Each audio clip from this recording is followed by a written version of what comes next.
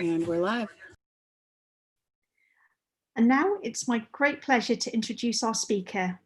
After living in 3 different countries beside her own, Julia realised that you can always learn something new from everyone if you give yourself the chance. With her why to empower others to strive every day to become a better version of themselves so that we together create the freedom to live our true colours, she hopes to nurture open-mindedness to different perspectives in life. Julia invites us to colour up this world together. Over the last few weeks, we've had the great pleasure of seeing her live her why through WYRED. So I'm really, really happy to introduce her today. Hi, Julia. Thanks for sharing with us today. All right, thank you. And welcome all to Living Your True Colors today. And let me start with why I choose true colors instead of another term, like, for example, authentic self. And it happened that last year, I traveled through Mexico with my boyfriend.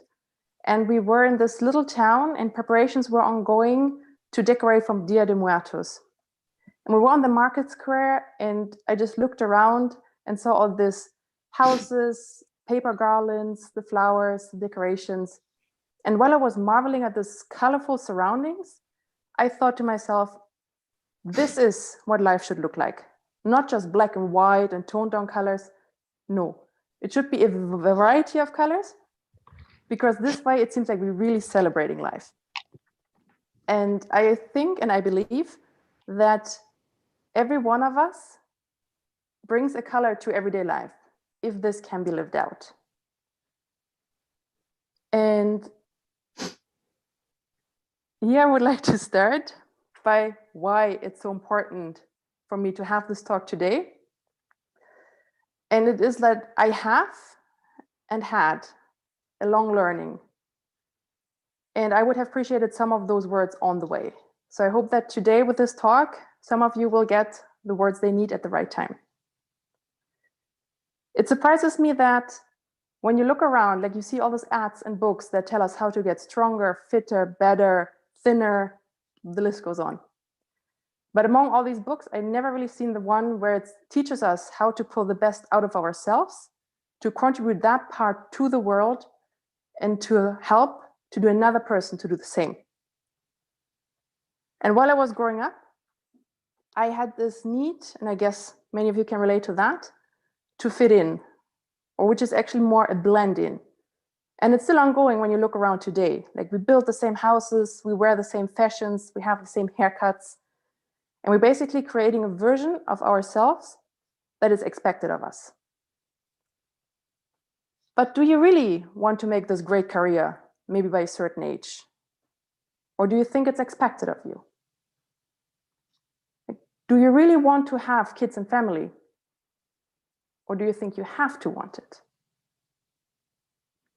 And did you study to become, for example, a lawyer because it's your calling?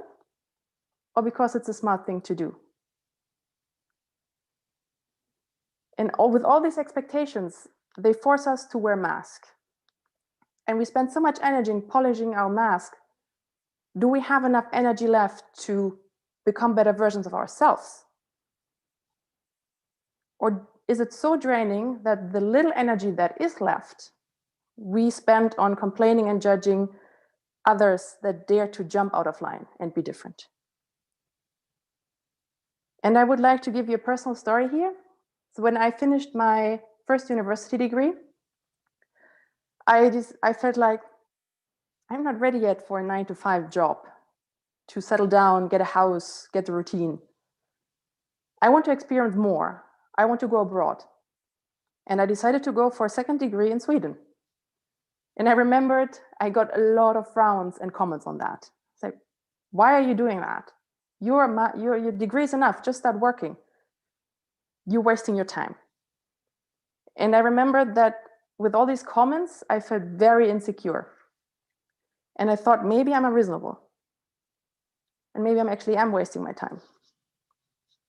Luckily, though, I had also positive encouragement that told me, no, this would be a great experience, go for it. And this helped me to go through with it. And in hindsight, I don't want to have my life without this time. And I know that some, unfortunately, don't have this positive encouragement. And so they give in to the doubting voices. And here I would like you to take a moment and reflect on a situation where you have been judged and how that made you feel. And if you would like to write this down on a piece of paper, feel free, or anywhere else where you would like to take notes.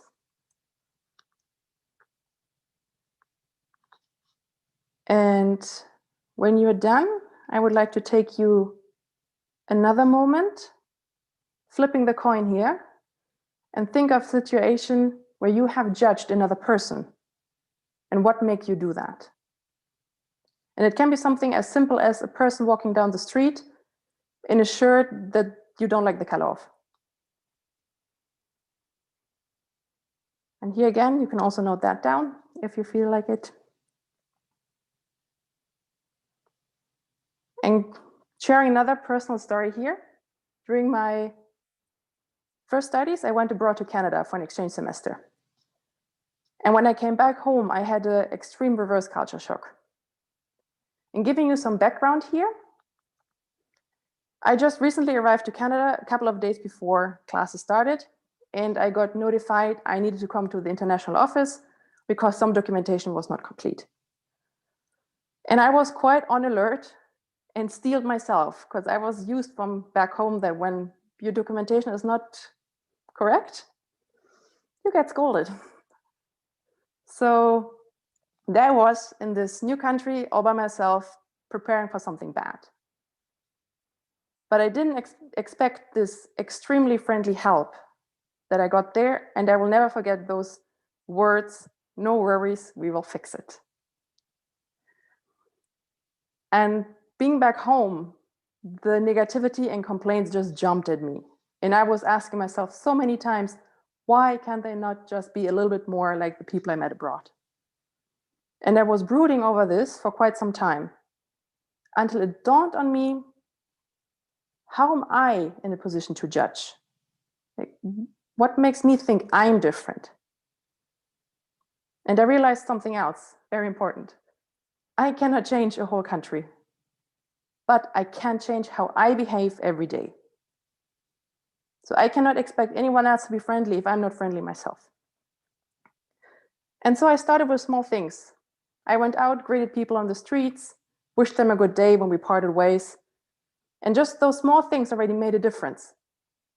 And I could tell that they behaved differently towards me, and I myself had better behaving this way.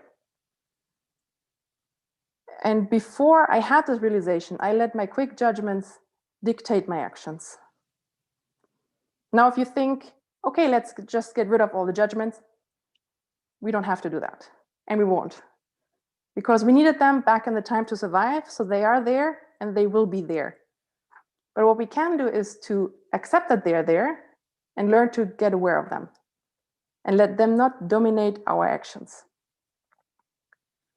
Because if we do that, we open our minds and we open the doors to new opportunities, learnings, and even friendships.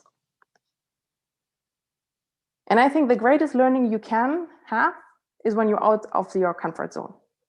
And that can even be when you just spend time with people who are completely different than you are. And a great example I would like to give here is the human rights activist Dia Khan, who, as a Muslim woman, spent time with white supremacists in order to understand them. And what started as a listen to understand turned into a friendship of her and the leader of the group, who later stepped down and actually left the group. And if you would like to get a little bit more depth here, listen to the podcast that she and Simon Sinek recorded, and you will also get information there.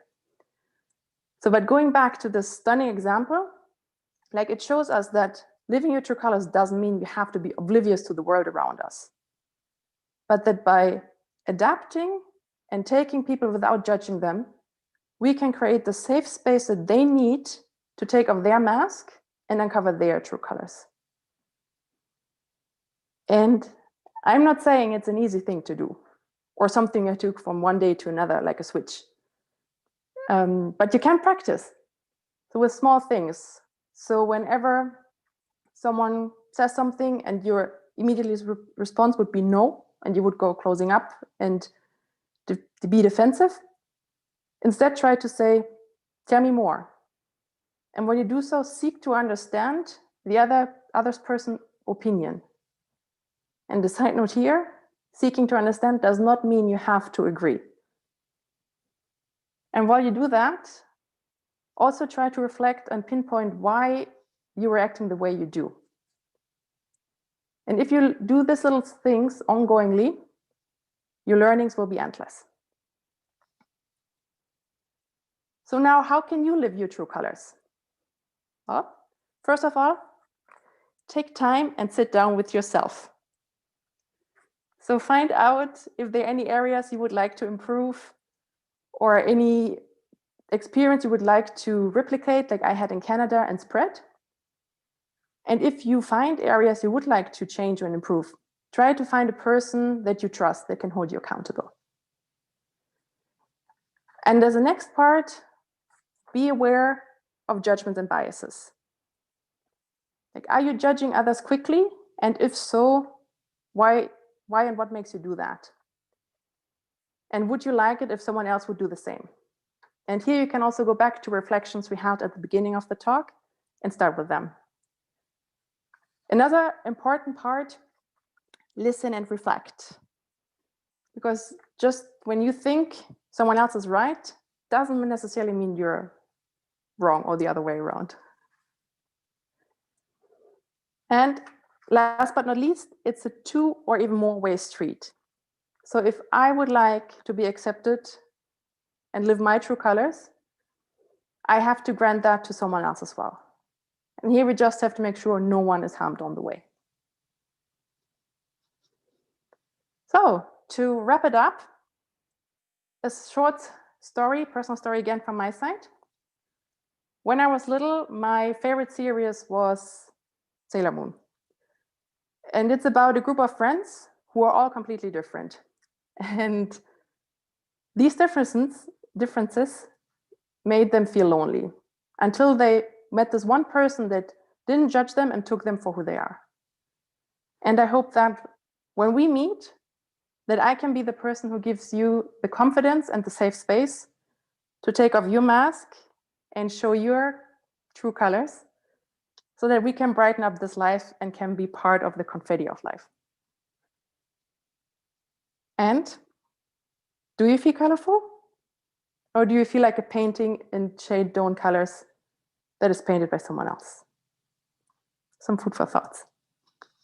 Thank you. Wow. I think we all need a little pause after that. That was wonderful. Thank you so much. Thank you very much. I'm just having a quick look in the chat window. Have we had any questions? Just having a quick look through. Or if anyone wants to come off mute and ask a question. Anyone? I think they're all being very shy. Just lots of comments, Jules. Just to say thank you so much for sharing your story. You're wonderful. Lots of people sharing their comments in the chat window earlier on when you asked people to reflect. So that was really wonderful to see the comments in there. So hopefully later on. Oh, wow. Lots of people saying they're very proud of you, Jules. So that's wonderful. One question from Megan is, what books or authors do you enjoy? Could you repeat that? Yeah, just a quick reminder, there's about 4 minutes to go. So just to let you know, the questions then is, what books or authors do you enjoy? Well, I definitely enjoy Simon Sinek. I also enjoy John Strzelecki, like the Big Five for Life. Like, this was quite opening for me as well. And then I enjoy a variety of authors, fiction, all kinds. I like deep stories. I also like very simple stories, love stories, romantic ones, and biographies as well. So wide range there. Fantastic. Quick question then from Angel. What is your favorite color? My favorite color would be a red wine tone. Okay. Is there a specific color that represents you in your moments of joy? Love. And then we've got another question from Angel that says, how do you find the beauty when the colours around you seem to be turning to that of, I'm not going to say the rest of that, not nice colours. Let me just, let's be honest. Well, I think like going back, it's a lot about perspective. I mean, it's not an easy thing to do, definitely not. And I think it's important to check if there is a turning point, that they can be colorful colors again, or if it seems like this is going to stay. But I think it's important to first reflect inwards, like, can I do something else to adapt and like maybe change the situation around? And if not, then we have to go and look for better colors. Fantastic. And then one final question is, what do you do personally, or do you have an example when you brought the color back? Definitely with the Canada example. Like I really, really enjoyed how like there was a friendly spirit there, and I missed that back home. And I thought, okay, like if I cannot bring them with me, I will at least try to bring the attitude with me. And like, so I try every day to live that out. There are bad days and there are good days, but every time I'm trying. Yeah. Just some final call outs, thanks. We're nearly out of time. It's just to say there's a hello from your Mexican family. Hello. Hola. And also a few call outs to saying well done on having the courage to go abroad so much. Thank you. Okay. We're out of time now, unfortunately. So to connect with Julia and to learn more about her work, please visit WYRED.live and look at the speaker bio. We'll now take a 10-minute break to reset for the next session. Coming up next, we have Aisha Satter and her session, Compassionate Dreams, which is a fantastic session if you can join us. If you didn't register for the next event, but you want to watch more sessions, please visit our YouTube channel, Y International, for live streaming.